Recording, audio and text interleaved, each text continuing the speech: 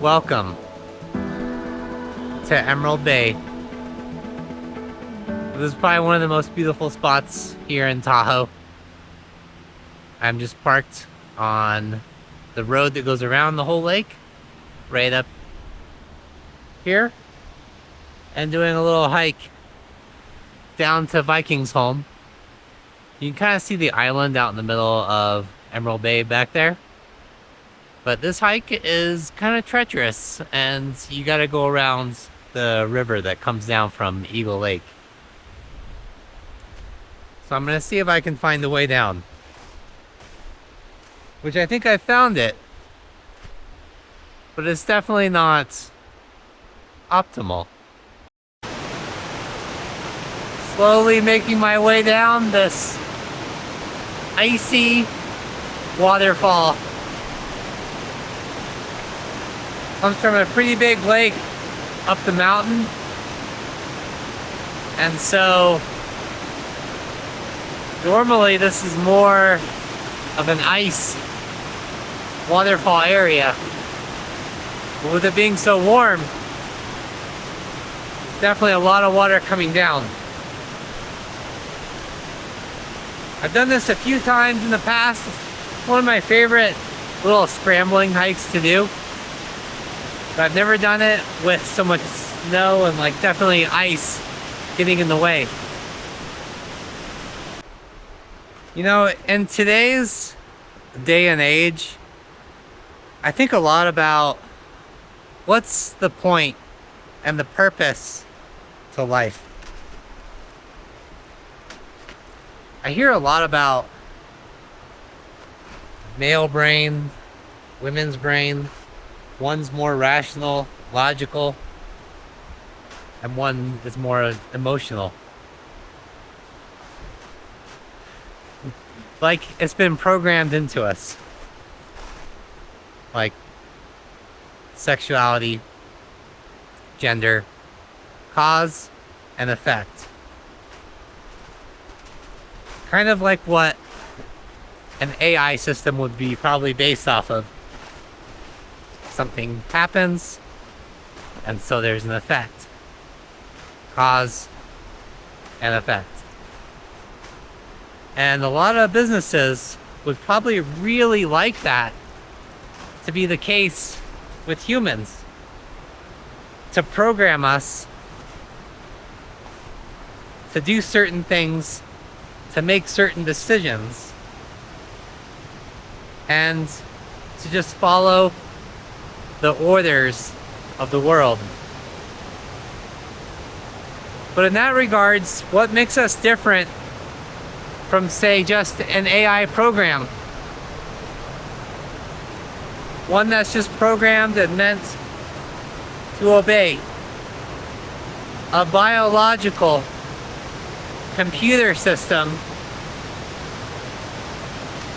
only meant to be subservient to the creator.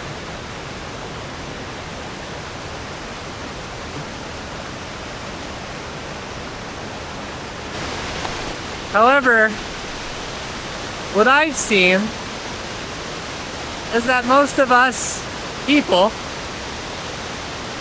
are anything but logical and rational. What would be the logic of doing a risky hike down to a stream, walking through ice and snow, simply to take a video to talk about a topic about rationality on the internet? I could do that from a desk, Starbucks, my own car.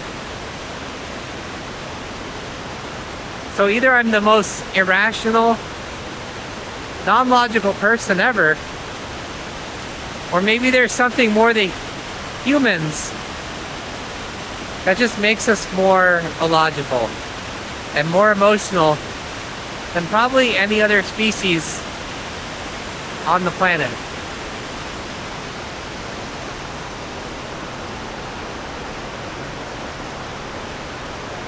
Because our experiences are so much more important than any rationality.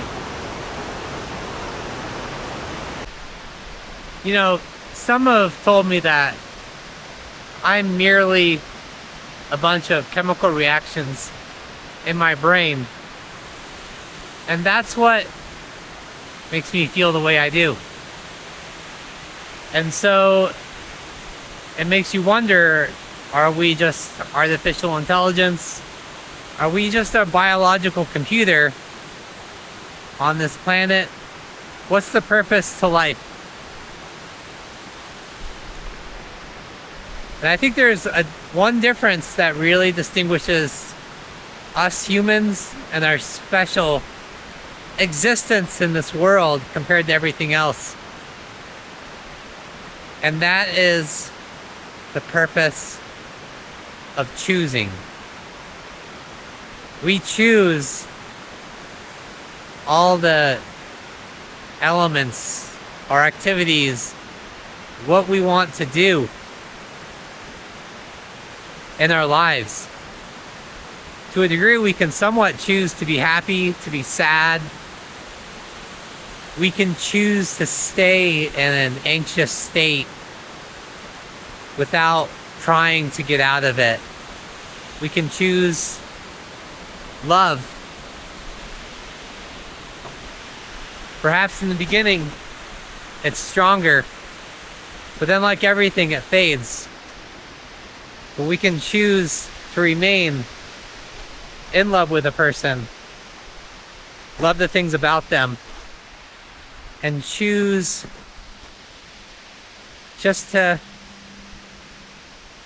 let all the negatives be in the background. To ignore the little things that bother us. All the small icks of life. Throughout our time as humanity on this planet, through slavery, corporate servitude, keeping us tied to certain jobs, many have tried to take away that choice from us. The ultimate goal would be to take away all choice.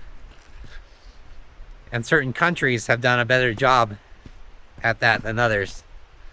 But luckily here in America, we still have that choice of what we want to do with our lives, the career path we want to take,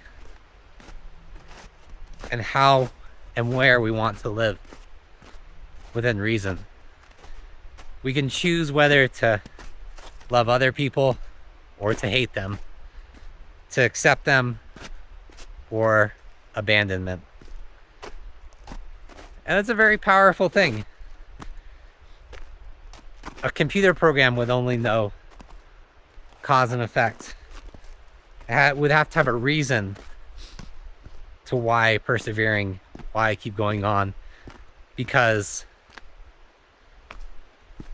to a program, what you design it to do and be is why it exists. Nothing else. It's whatever we've wanted it to do throughout its existence. Whereas us humans, if we would like to change our purpose, we can choose to do so. And I think the choice has always been ours.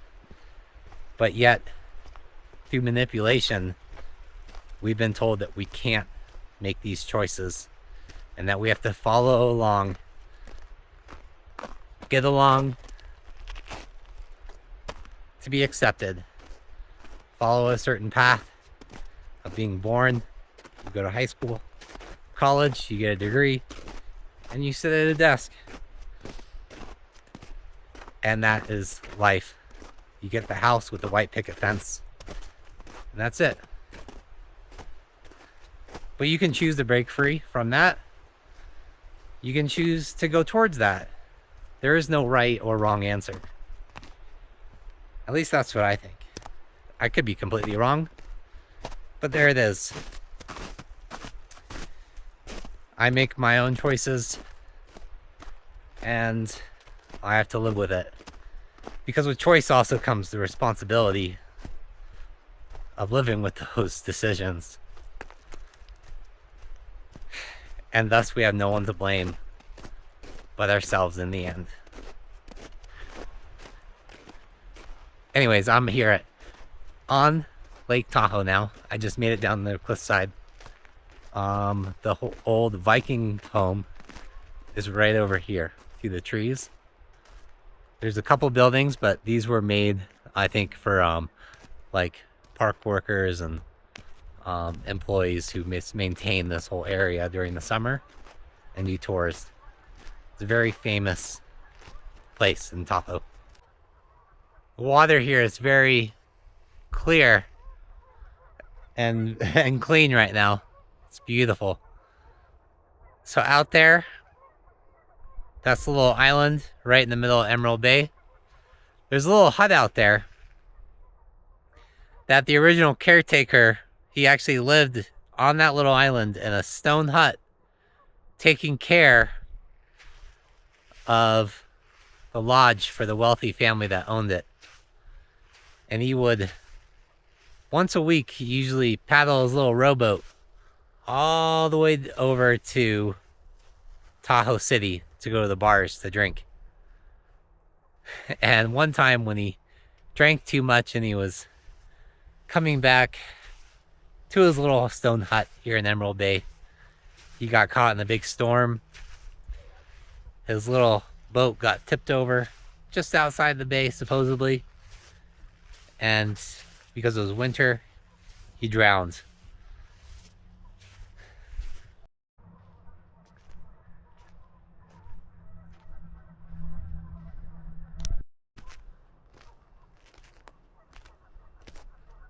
So they call this Viking's home because supposedly it was owned by a rich, affluent Viking family back in the day. There used to be more dragon statues, I think, on it, on all the railings up by the ceiling. But I think they've broken off. And so at one time people were calling it Dragon's Home. But the owners, I guess they were somewhat famous and political figures in San Francisco. They own this house down here. And supposedly after the gentleman died, the wife had these rituals here. And so it's kind of like this place of ritualistic happenings. Witchcraft supposedly went down, and this place was full of spirit energy, being so close to Lake Tahoe. But now it is merely a tourist attraction. But I'll have to say that it's definitely still a special area down here.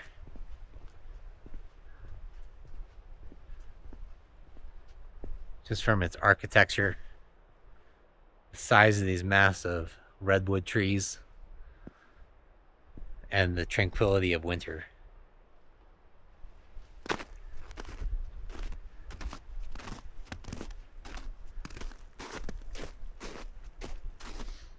Like this tree right here. And these. Luckily, Dwayne Bliss never came down here to cut down the trees for his lumber company. I don't think he was allowed to because it was at that time owned as private property. And so these trees, which are probably hundreds of years old, have been able to live and to grow. And there's probably not too many places where they get the nutrients from the lake to actually grow to this size. And hopefully, as stewards of this planet, humans continue to take care of this area and the trees.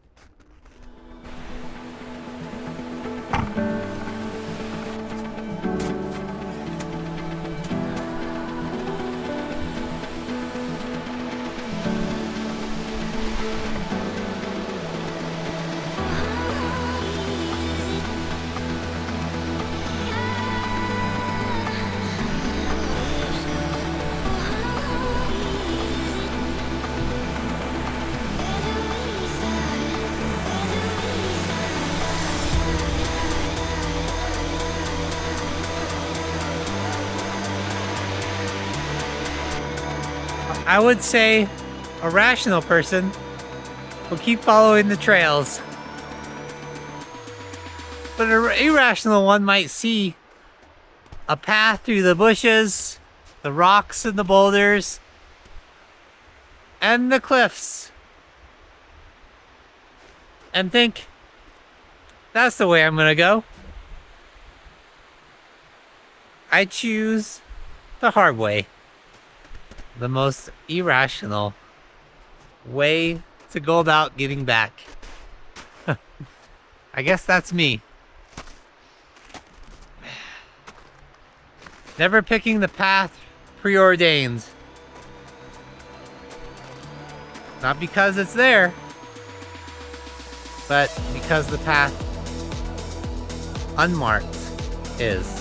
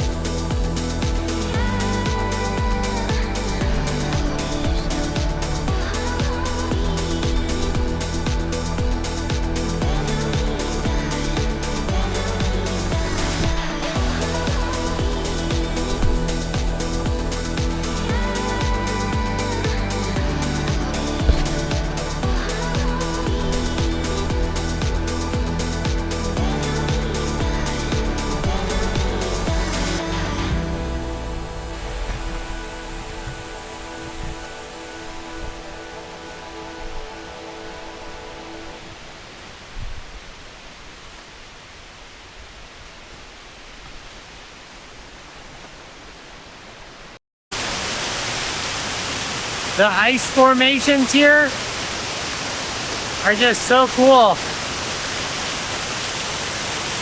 That all this ice forms under so much chaos and so much waterfall, or water is falling from the actual waterfall.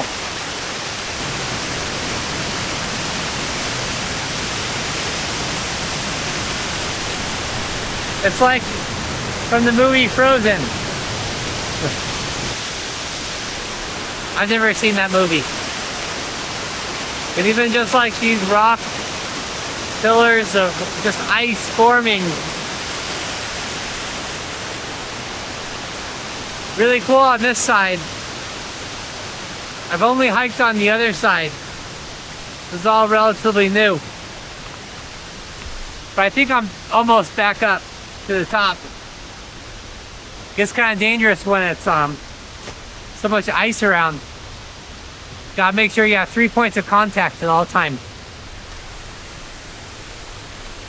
Better to have all 4 being in contact, but you know, you gotta carry the selfie stick. So sacrifices have to be made. Just don't want to step on that stuff. I think that rock scrambling is kind of like a skill that has to be practiced. You use it or you lose it. Basically what balance is.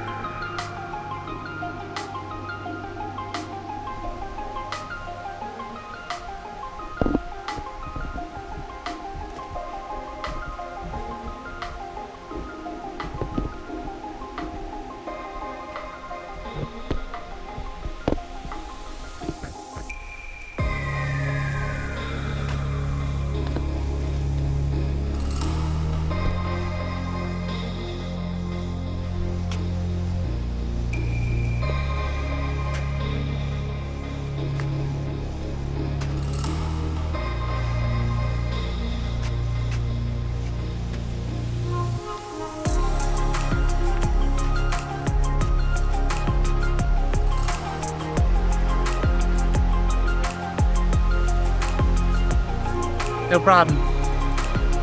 The hard part was finding the footing underneath all the snow.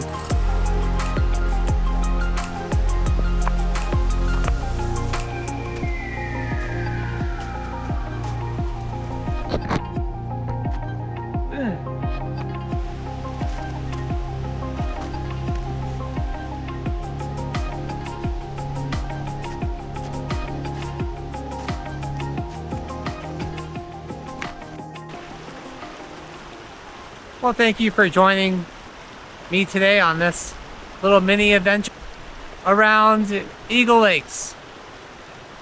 Well, the waterfall at least, down the Emerald Bay.